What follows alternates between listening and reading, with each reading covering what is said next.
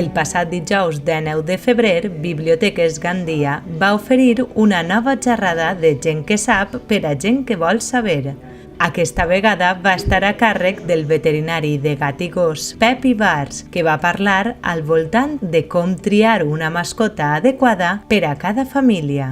Primer que res, va explicar els tipus d'animals de companyia que podem tindre, com rosegadors, rèptils, animals aquàtics o mamífers, i com aquests animals poden produir molts beneficis, per exemple, en els xiquets. En els xiquets, quan tenim un animalet en casa i fills, estos xiquets se sap que són més responsables, que són més cooperants, i que se tornen més generosos i compassius. Tot això ho desperta el tindre una mascota en casa. A més, a ells se'ls eleva l'autoestima i els ajuda a entendre millor la vida, a entendre millor la mort. A més, el veterinari va afirmar que els xiquets que a una edat primerenca tenen contacte amb animals pateixen de menys al·lèrgies i infeccions. Però no sols els xiquets, les persones majors també gaudeixen de molts beneficis amb la tinença d'un animal a casa. Per què un animal de companyia li proporciona salut a una persona major?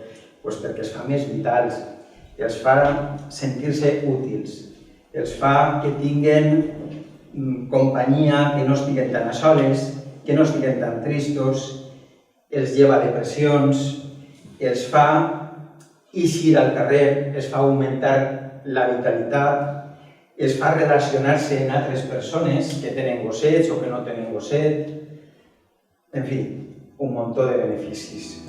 Això sí, el més important a l'hora d'agafar un animal de companyia és tindre un compromís clar amb la decisió i implicar-se al màxim per a que aquesta relació que comença siga perfecta. No compreu de forma impulsiva. Les coses comprades, els animalets comprats de forma impulsiva solen acabar mal. Que sí, que és cert, que esteu encantats, que teniu molta gana de tindre-los, però que totes aquestes ganes poden desaparèixer a poc, conforme van passant el temps, perquè els animalets que ens cautiven de cachorrets creixen i n'hi ha que treure-los 3 o 4 voltes al dia, n'hi ha que llevar-los, alguns bavegen, altres tiren pèls, altres lladren. Total, que pot arribar el cansanci.